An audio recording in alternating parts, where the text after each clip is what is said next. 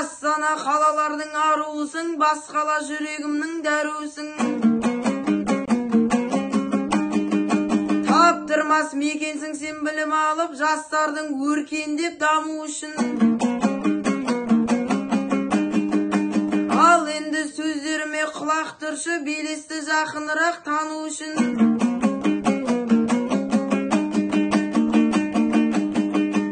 Ақтөбенің шалқары туған жерім, бұл елдің қымбат маған балы үшін. Бұйырса қола домбыра айтысына дайындалып жатырмын бару үшін. Астана құшағыңда мен келемін, көгіңде жұлдыздай боп жану үшін.